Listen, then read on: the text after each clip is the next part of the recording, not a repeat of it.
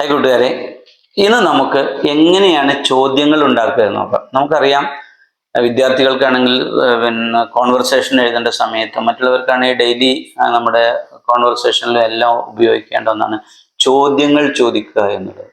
അപ്പൊ നമുക്ക് എങ്ങനെ ചോദ്യങ്ങൾ ചോദിക്കാമെന്നാണ് ഇന്നത്തെ പാഠഭാഗത്തിൽ ഞാൻ പറയാൻ പോകുന്നത്. അപ്പോൾ സാധാരണ എല്ലാം നമ്മൾ ഉപയോഗിക്കാവുന്ന രണ്ട് വാക്കുകളാണ് ഡു, ഡസ് എന്നുള്ളവ. ഡു എന്നുള്ള വാക്ക് എപ്പോഴാണ് ഉപയോഗിക്കുക? നമ്മൾ ഐ, യു, ദേ, വി എന്നീ വാക്കുകൾ വന്നാൽ നമ്മൾ ഡു ആണ് ഉപയോഗിക്കുക. അതേസമയത്ത് ഹി, ഷീ, ഇറ്റ് അല്ലെങ്കിൽ ഒരാളുടെ പേരൊക്കെയാണ് വരുന്നതെങ്കിൽ അവിടെ ഡസ് ആണ് ഉപയോഗിക്കുക. ഇതാണ് അതിൻ്റെ ഒരു ജനറലി നമ്മൾ പറഞ്ഞാൽ മനസ്സിലാക്കേണ്ട കാര്യം. ഈ ഡു, ഡസ് എല്ലാം ആദ്യത്തിൽ കൊണ്ടുവന്നാൽ, സെന്റൻസിന്റെ ആദ്യ ഭാഗത്ത് ഫസ്റ്റ് കൊണ്ടുവന്നാൽ നമുക്കതിനെ ചോദ്യമാക്കി മാറ്റാൻ സാധിക്കും. അങ്ങനെയാണ് നമ്മൾ സാധാരണ ചോദ്യം ക്രിയേറ്റ് ചെയ്യുന്നത്. അപ്പം do you have sisters, do you have sisters എന്ന് നമുക്ക് ചോദിച്ചാൽ നിങ്ങൾക്ക് സിസ്റ്റേഴ്സ് ഉണ്ടോ, സഹോദരിമാർ ഉണ്ടോ എന്നാണ് അതിൻ്റെ ചോദ്യം. അപ്പോൾ ഇങ്ങനെ നമുക്ക് ഡു ആദ്യം കൊണ്ടുവരികയാണെങ്കിൽ, ഡു എന്ന ഈ വാക്ക് ആദ്യം വരുന്നതോടുകൂടി ഇത് ചോദ്യമായി മാറുന്നു. അതായത് ഇതിൻ്റെ ഓർഡർ, സെന്റൻസിന്റെ ഓർഡറുകൾ ഒന്നും മാറ്റിയിട്ടാൽ നമുക്ക് എന്ത് ചെയ്യാൻ കഴിയും? ചോദ്യം ഉണ്ടാക്കാൻ സാധിക്കും.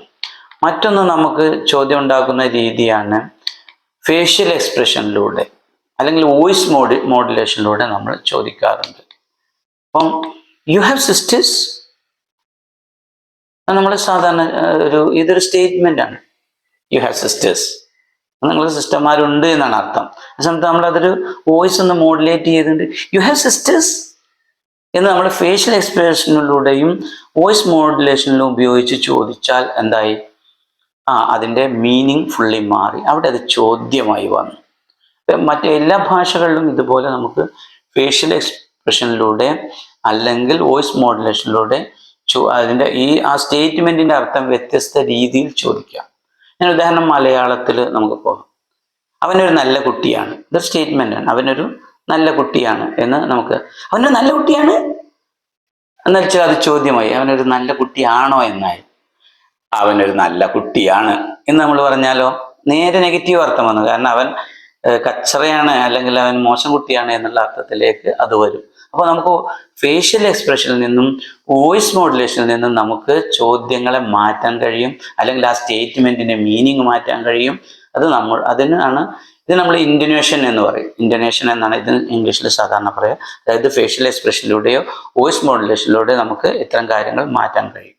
അപ്പോൾ ഡു യു ഹാവ് സിസ്റ്റേഴ്സ് എന്നാണ് നമ്മൾ സാധാരണ സ്റ്റാൻഡേർഡ് നമ്മൾ ചോദിക്കേണ്ടത്. അങ്ങനെയാണ് സ്പോക്കൺ ഇംഗ്ലീഷിൽ അതായത് അതേസമയത്ത് സ്പോക്കൺ ഇംഗ്ലീഷിൽ നമുക്ക് വോയിസ് മോഡുലേഷനിലൂടെയൊക്കെ വേണമെങ്കിൽ യു ഹാവ് സിസ്റ്റേഴ്സ് എന്ന് ചോദിക്കാം. അത് ചിലപ്പോൾ ചില എക്സാമിനേഷൻ ഹാളിലൊക്കെ കുട്ടികൾ കയറുമ്പോൾ അവിടുത്തെ ഇൻവിജിലേറ്റർ ആയിട്ട് നിൽക്കുന്ന ആളുകൾ ചോദിക്കും, യു ഹാവ് ഹാൾ ടിക്കറ്റ് എന്ന് ചോദിക്കാറുണ്ട്. അവിടെ അതിൻ്റെ അർത്ഥം നിങ്ങൾക്ക് ഹാൾ ടിക്കറ്റ് ഉണ്ട് എന്നല്ല, നിങ്ങൾക്ക് ഹാൾ ടിക്കറ്റ് ഉണ്ടോ എന്ന് തന്നെയാണ് ചോദ്യം. അപ്പോൾ ആ വോയിസിന്റെ ആ മോഡുലേഷനിൽ നിന്ന് നമുക്കത് ചോദ്യമാണ് എന്ന് മനസ്സിലാവും. എന്നാൽ ചില ആളുകൾ ചോദിക്കുന്ന ചില ചോദ്യങ്ങളുണ്ട്, ഹാവ് യു സിസ്റ്റേഴ്സ് എന്ന് ചോദിക്കാറുണ്ട്. പക്ഷെ അത് തെറ്റാണ്. അതേസമയത്ത് നമുക്ക് വേണമെങ്കിൽ ഇങ്ങനെ ചോദിക്കാം, ഹാവ് യു ഗോട്ട് സിസ്റ്റേഴ്സ് എന്ന് വേണമെങ്കിൽ ചോദിക്കാം. അത് ശരിയാണ്. അത് സ്പോക്കൺ ഇംഗ്ലീഷിലാണ് അത് ചോദിക്കാവുന്നത്. അല്ലാത്ത രീതിയിലെല്ലാം നമ്മൾ ചോദിക്കേണ്ടത് ഡു യു ഹാവ് സിസ്റ്റേഴ്സ് എന്ന് തന്നെയാണ്. അവിടെ ഡു ആദ്യം കൊണ്ടുവന്നിട്ട് തന്നെയാണ് നമ്മൾ സാധാരണ നിലയിൽ ചോദിക്കേണ്ടത്. മറ്റ് ചോദ്യങ്ങൾ എങ്ങനെയാണ് നമ്മൾ ചോദിച്ചു, ഹാവ് യു ഗോട്ട് സിസ്റ്റേഴ്സ് എന്ന് നമുക്ക് ചോദിക്കാം. മറ്റൊന്ന് വോയിസ് മോഡുലേഷനിലൂടെ നമുക്ക് മാറ്റി ചോദിക്കുകയും ചെയ്യാം. അപ്പം ഇങ്ങനെ 3 വിധത്തിൽ നമുക്ക് ഈ ചോദ്യം ചോദിക്കാം. അപ്പോൾ ഇതിനെങ്ങനെയാണ് ഒരാൾ ചോദിച്ചാൽ നമ്മൾ എങ്ങനെയാണ് ആൻസർ പറയുക, അതിൻ്റെ ഉത്തരം എന്താണ്? ഡു യു ഹാവ് സിസ്റ്റേഴ്സ് എന്ന് ചോദിച്ചാൽ ചിലർ പറയും യെസ് ഐ ഹാവ് എന്ന് പറയാറുണ്ട്. ചിലർ അതിൻ്റെ ഉത്തരം ഐ ഹാവ് എന്ന് പറയാറുണ്ട്. ഡു യു ഹാവ് സിസ്റ്റേഴ്സ് എന്ന് ചോദിച്ചാൽ അധികം ആളുകൾ ഉത്തരം പറഞ്ഞു യെസ് ഐ ഹാവ് സിസ്റ്റേഴ്സ് എന്ന് പറയാറുണ്ട്. പക്ഷെ ഇത് തെറ്റാണ്. ഡു ആദ്യം വന്നു കഴിഞ്ഞാൽ അതിൻ്റെ ഉത്തരം യെസ് ഐ ഡു എന്നാണ് ഉത്തരം പറയേണ്ടത്. യെസ് ഐ ഡു എന്ന് തന്നെയാണ് ഉത്തരം. അതാണ് ശരിയായ പ്രയോഗം, ശരിയായ ഭാഷാ പ്രയോഗം അതാണ്. അപ്പോൾ അത് വളരെ ശ്രദ്ധിക്കണം. ഇനി ഇല്ലെങ്കിൽ നോ ഐ ഡോണ്ട് എന്ന് കഴിയണം. മനസ്സിലായല്ലോ? അതായത് ഡു യു ഹാവ് സിസ്റ്റേഴ്സ് എന്ന് ചോദിക്കുന്ന ചോദ്യത്തിന് ഉത്തരമായി യെസ് ഐ ഹാവ് സിസ്റ്റേഴ്സ് എന്നൊരിക്കലും പറയരുത്. അത് തെറ്റായ പ്രയോഗമാണ്. അതിന് പകരം നമ്മൾ ഏത് വാക്കാണ് ആദ്യം ഉപയോഗിച്ചിരിക്കുന്നത് നോക്കൂ. ഡു എന്ന വാക്കായതുകൊണ്ട് നമുക്ക് യെസ് ഐ ഡു എന്നാണ് പറയേണ്ടത്. ഇല്ലെങ്കിൽ നോ ഐ ഡോണ്ട് എന്നാണ് പറയേണ്ടത്. ഇനി ഡസ് ഉപയോഗിച്ചിട്ട് എങ്ങനെയാണ് എന്ന് അതിൻ്റെ ഉദാഹരണം നമുക്ക് ഡസ് ഉപയോഗിച്ചിട്ട് എങ്ങനെയാണ് ഉപയോഗിക്കുക എന്നുള്ള ഉദാഹരണം നോക്കാം. Does she bake cake? അവൾ കേക്ക് ഉണ്ടാക്കുമോ? അവൾക്ക് കേക്ക് നിർമ്മിക്കാൻ അറിയാമോ എന്നാണ് ചോദ്യം. അവിടെ നമ്മൾ എന്താണ് അതിൻ്റെ ആൻസർ എന്തായിരിക്കും? യെസ് അല്ലെ, ഷീ ഡസ് എന്നാണ് അതിൻ്റെ ഉത്തരം. ഷീ ആണ് ചോദ്യം, അപ്പൊ ഡസ് ആണ് അതിൻ്റെ ചോദ്യ സെന്റൻസ് ആയിട്ട് വന്നിട്ടുള്ളത്, അതിൻ്റെ ആദ്യത്തിൽ വന്നിട്ടുള്ളത്. അതുകൊണ്ട് നമുക്ക് ഷീ ഡസ്. ഇനി അതിൻ്റെ നെഗറ്റീവ് ആണ് ഷീ ഡസിൻറ്റ് എന്നാണ് പ്രയോഗിക്കുന്നത്. ഷീ ഡസിൻറ്റ് എന്നാണ് നമ്മൾ പറയേണ്ടത്. മറ്റൊരു ഉദാഹരണം നോക്കാം. Does it work?